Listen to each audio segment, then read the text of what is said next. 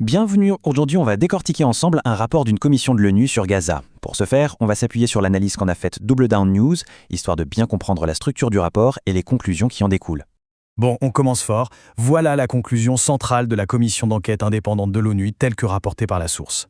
Cette conclusion, elle ne sort pas nulle part. Elle se base, nous dit-on, sur l'étude de 4 actes bien spécifiques définis par la Convention sur le génocide de 1948. Alors, voilà le programme. On va d'abord regarder sur quoi se base le rapport, ensuite on va passer en revue un par un chacun des 4 actes, et pour finir, on s'attardera sur les points que soulève la source concernant l'intention et les obligations juridiques internationales.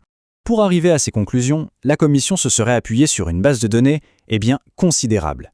La source précise qu'on parle de plus de 16 000 éléments de preuve, couvrant la période du 7 octobre 2023 au 31 juillet 2024. Allez, entrons dans le vif du sujet. On commence avec le premier des 4 actes que la Commission, toujours selon notre source, imputerait à Israël. Le premier acte, c'est donc le meurtre de membres du groupe. C'est le point de départ de l'analyse juridique, l'acte le plus direct, le plus irrévocable si l'on veut. Et les chiffres sont vertigineux. La source rapporte que la Commission estime le bilan humain à plus de 60 000 morts. Dans ce total, on dénombrerait près de 10 000 femmes et plus de 18 000 enfants. Ce qui est vraiment intéressant ici, c'est que la source met en avant un élément qui proviendrait, tenez-vous bien, des services de renseignement israéliens eux-mêmes, cités dans le rapport. Et cet élément laisserait entendre que 83% des victimes seraient des civils. Mais ce n'est pas tout. Au-delà du bilan global, le document pointerait des schémas de ciblage bien spécifiques. La source parle par exemple de données sur la mort de journalistes, de travailleurs humanitaires et d'un rythme moyen d'un enfant tué par heure. Passons maintenant au deuxième acte. Là, on élargit un peu la perspective, au-delà des meurtres, pour s'intéresser aux préjudices qui sont infligés à celles et ceux qui survivent.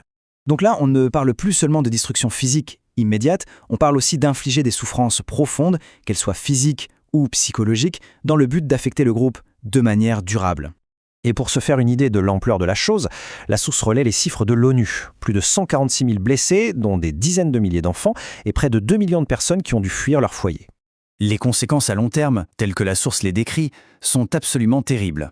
On parle de traumatisme physique et psychologique massif, de la destruction quasi complète du système de santé et de nombreux rapports qui feraient état d'abus sur des personnes détenues. Le troisième acte, c'est un changement de perspective.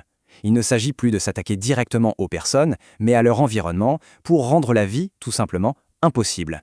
Le mot-clé ici, c'est intentionnel. Selon la définition, on parle bien d'actions délibérées, calculées pour créer un environnement où le groupe ciblé ne peut plus vivre. Et pour bien comprendre l'échelle de ce dont on parle, la source cite une comparaison assez frappante, faite par un expert militaire. Imaginez, l'équivalent d'une année entière de bombardements américains en Afghanistan aurait été largué sur Gaza en moins d'une semaine. Une zone, je le rappelle, bien plus petite et bien plus densément peuplée. Le rapport décrirait aussi une destruction méthodique des infrastructures vitales. La source parle de la quasi-disparition des terres agricoles, de la destruction des installations d'eau potable et de l'épuisement des stocks de médicaments. Un point particulièrement grave, souligné par la source, concerne une déclaration officielle de famine par l'ONU. La source précise qu'un quinzième des foyers du gouvernorat de Gaza souffrait de cette famine. Et ce chiffre, il fait froid dans le dos. C'est une projection rapportée par la source, le nombre d'enfants qui risqueraient de mourir de malnutrition d'ici juin 2026. Un chiffre qui, nous dit-on, aurait triplé depuis la dernière analyse. On arrive au dernier acte examiné. Et celui-là, tel que la source le présente, il s'attaque à l'avenir même du groupe, à sa capacité de se renouveler. Il s'agit donc de mesures qui ciblent délibérément la santé reproductive, les conditions nécessaires pour avoir des enfants, et qui menacent la continuité du groupe sur le long terme. La source énumère des éléments de preuve très précis, des attaques contre des centres de santé, des maternités rendues inutilisables, et puis un fait marquant, la destruction de la clinique de fertilité Al-Basma, qui a entraîné la perte de milliers d'embryons et d'échantillons. Ok.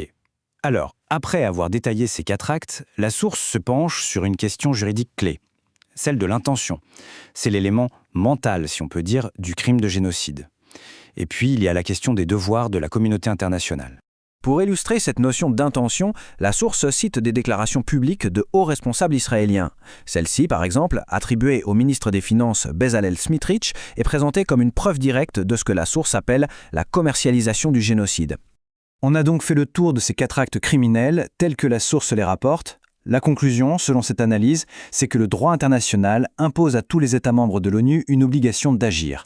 La question qui reste en suspens, et elle est de taille, c'est, face à de telles conclusions, Que signifie agir concrètement?